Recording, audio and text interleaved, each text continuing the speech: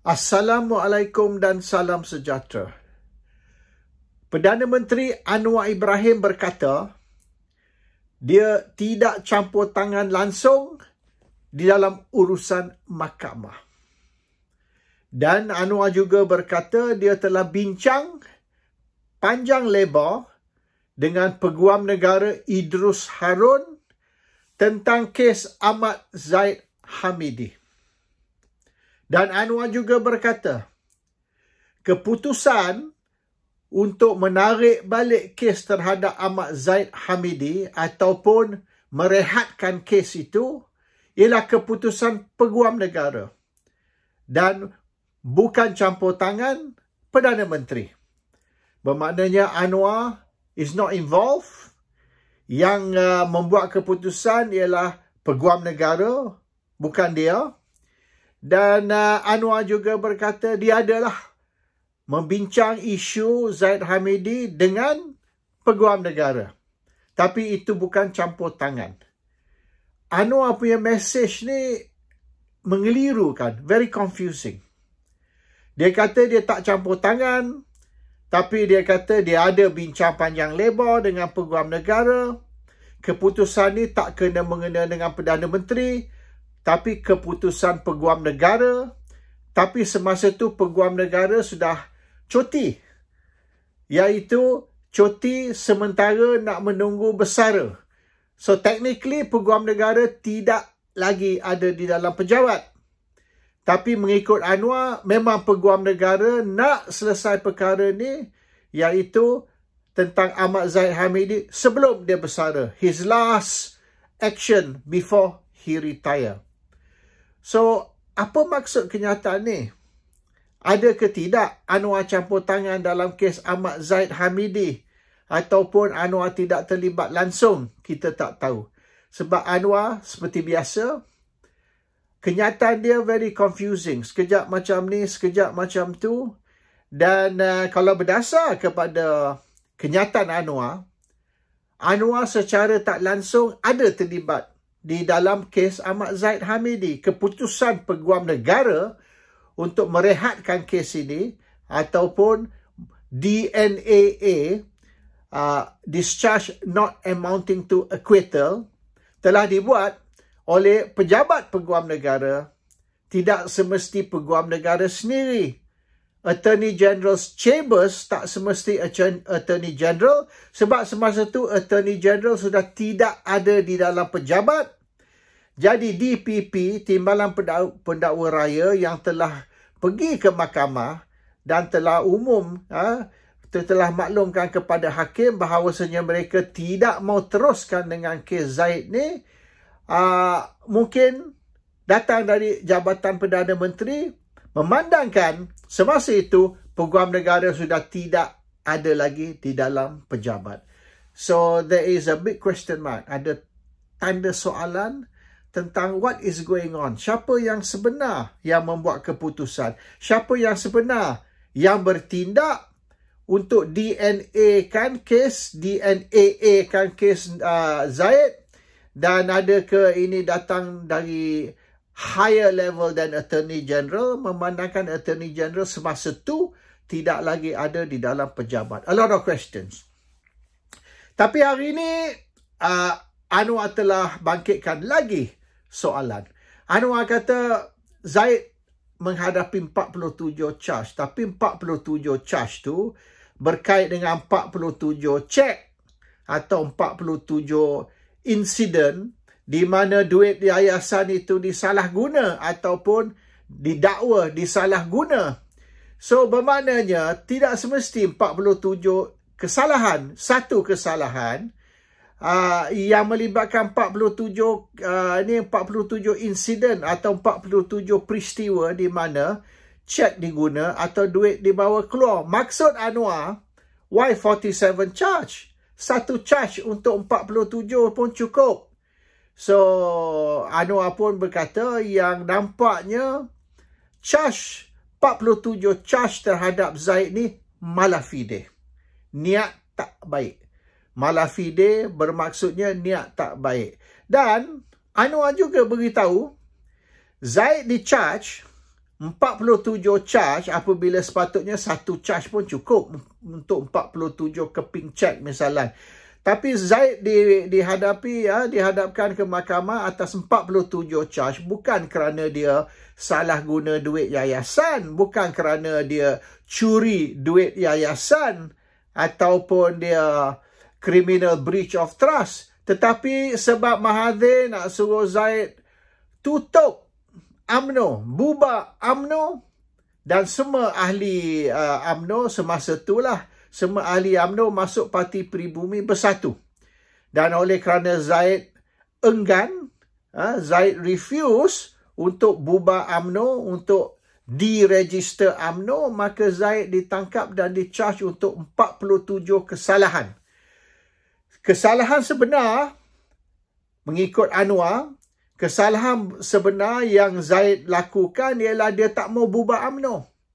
Zaid refuse to deregister UMNO. So oleh kerana Zaid enggan ataupun tak mau tutup UMNO, maka Zaid ditangkap dan dicharge untuk 47 kes, iaitu 47 keping cek, yang sepatutnya satu kes pun cukup, tak payah 47 charge. Ini argument Anwar hari ini. Jadi tindakan Anwar ni lebih mengelirukan. Sekarang ni bukan saja siapa di belakang DNA Zaid ni. Adakah betul Peguam Negara yang arah? Sebab yang kita diberitahu bukan. Peguam Negara tidak mengarah supaya kes Zaid ni direhatkan. Dia dibuat selepas Peguam Negara sudah tak ada. So it's nothing to do with Attorney General. Bukan tindakan Attorney General. Tindakan orang lain. Selepas AG ni dah bersara. Ataupun cuti menunggu bersara. So he was on leave in lieu of retirement. Bila on leave in lieu of retirement, maknanya dia dah retire lah. Walaupun dia ambil cuti sebulan ke 2 bulan ke, dianggap dia telah pun bersara sebulan 2 sebelum official date. So kalau dia dapat kata sebulan cuti, maknanya mulai sebulan sebelum dia bersara, dia sudah pun bersara. 1 month ahead of retirement, he already retired. So Attorney General tak masuk pejabat. Attorney General tidak akan buat apa-apa keputusan yang begitu penting, terutama sekali keputusan untuk merehatkan kes terhadap Presiden UMNO dan Timbalan Perdana Menteri. Ini boleh katakan kes nombor 1 dalam Malaysia. Peguam Negara tidak akan ambil tindakan atau buat keputusan dalam satu kes yang begini serius lah, yang begini besar. Dan memang menjadi kelaziman semenjak Mahathir lagi.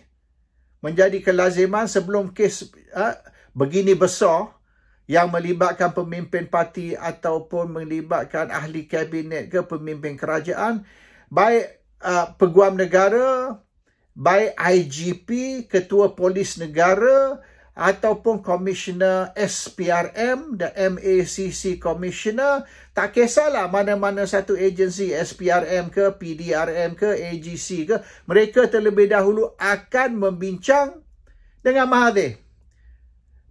Semasa Mahathir lagi. So, kes Abdullah Ang misalnya. Masa tu Peguam Negara ialah Tun Hanif. Tun Hanif bincang dulu dengan Mahathir. Mahathir tanya Tun Hanif, kes ni ada bukti ke?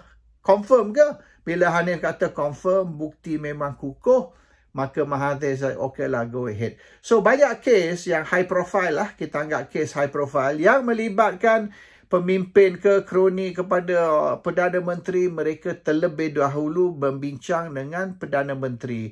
So, kes macam Zaid ni, Peguam Negara tidak akan buat satu keputusan, terutama sekali apabila kes ni sedang berjalan.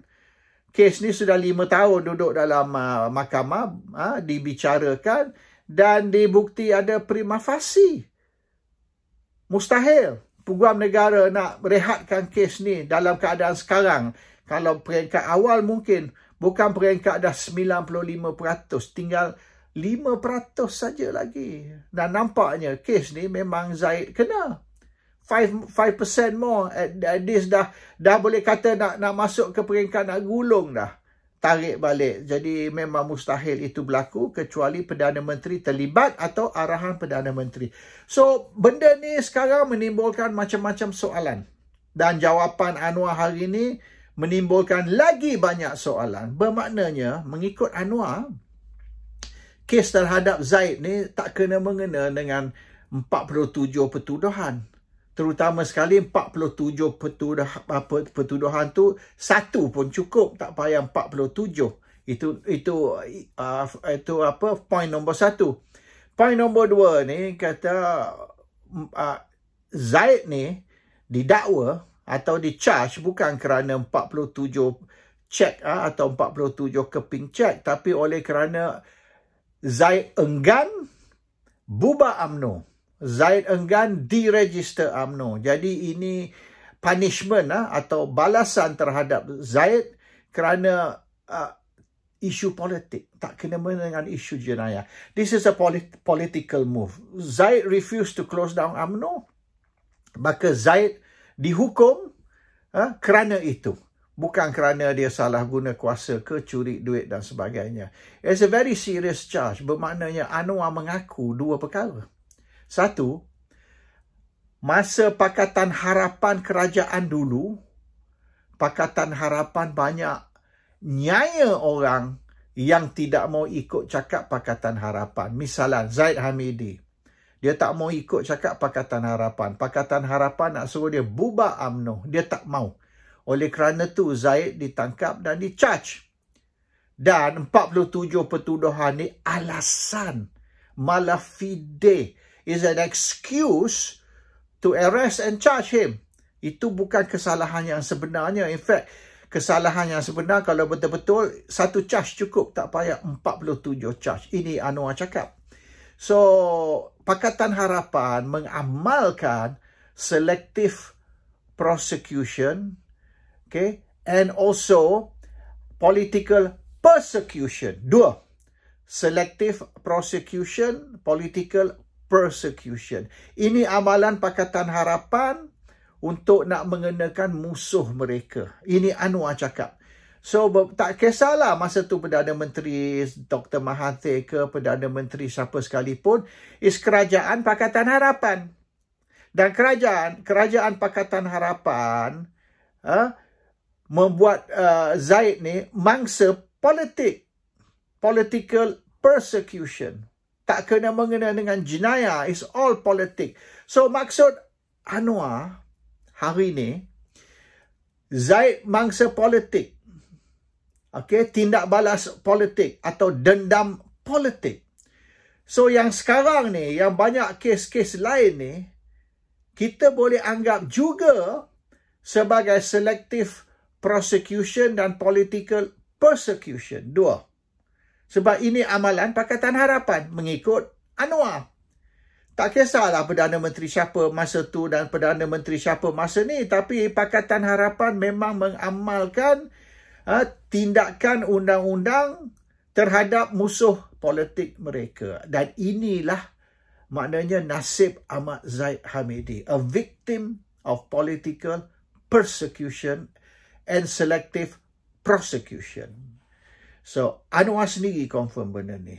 So, sekarang ni, yang banyak kes lain ni, baik ni Muhyiddin Yassin ke siapa sekalipun, bermaknanya, it's the same case. Yang berlaku kepada Zaid tu, berlaku kepada Muhyiddin Yassin dan also Najib Tun Razak sebelum ni. Ini pengakuan Anwar. This is, boleh dikatakan, amalan kerajaan Pakatan Harapan. Pakatan Harapan menghukum atau mengzalimi musuh politik mereka dengan menangkap mereka dan charge mereka di dalam mahkamah untuk kesalahan yang direka, fabricated charges.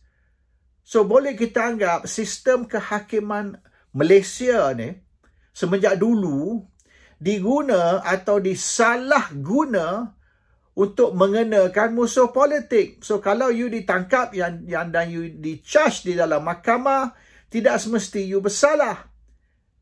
Ia hanya maksudnya awak musuh politik kepada kerajaan, maka kerajaan salah guna sistem kehakiman untuk kenakan awak. Ini pengakuan Anwar hari ini, a very, very serious allegation. Satu tuduhan yang serius, iaitu sistem kehakiman Malaysia boleh diguna dan telah diguna untuk politik, untuk musuh-musuh politik kerajaan. So, tak tahulah Anwar sedar tidak apa yang dia cakap hari ini. Pengakuan Anwar ni membuktikan, mengikut pengakuan Anwar lah, ia membuktikan ke sistem kehakiman Malaysia sudah rosak. Dan sistem kehakiman Malaysia disalahguna untuk mengenakan musuh politik kepada kerajaan. This is what Anwar is saying. Bermaknanya, sistem kehakiman Malaysia ni tak boleh dipercayai. Kes-kes terhadap musuh politik kerajaan, baiklah Muhyiddin Yassin ke siapa sekalipun, telah dibukti dan Anwar sendiri mengaku ramai yang orang telah ditangkap dan di-charge dalam mahkamah yang sebenarnya tak bersalah. Mengikut Anwar lah. Misalnya Zaid Hamidi, dia tak bersalah tapi ditangkap dan di-charge dan dibicarakan di dalam mahkamah oleh kerana dia tak mau ikut arahan Pakatan Harapan atau Perdana Menteri Pakatan Harapan semasa itu. So ini meragukan. Pengakuan Anwar is that Malaysia's judicial system, sistem kehakiman Malaysia ni rosak dan korup dan boleh disalahguna untuk kepentingan politik, dan siapa yang menentang kerajaan, maka sistem kehakiman, the judicial system ataupun the judiciary will be used against them. This is from Perdana Menteri himself apabila dia cuba mempertahankan keputusan. Sebab apa Zaid Hamidi ni, kes terhadap Zaid Hamidi ni di DNAA, dan sebab apa direhatkan? Jawapan Anwar, sebab kes terhadap Zaid Hamidi ni malafide dan ia fabricated semata-mata kerana politik. So, yang lain-lain ni kita kena tanyalah, what about yang kes terhadap Muhyiddin Yassin? Adakah sama macam kes terhadap Ahmad Zaid Hamidi? Sebab Ahmad Zaid Hamidi mengikut Anwar ialah mangsa Pakatan Harapan, dan Muhyiddin juga hari ini mangsa Pakatan Harapan. So, amalan Pakatan Harapan atau kerajaan Pakatan Harapan, tak kisah mana satu Perdana Menteri, ialah mengguna undang-undang atau menyalahguna sistem kehakiman untuk kepentingan politik. Assalamualaikum. Salam sejahtera.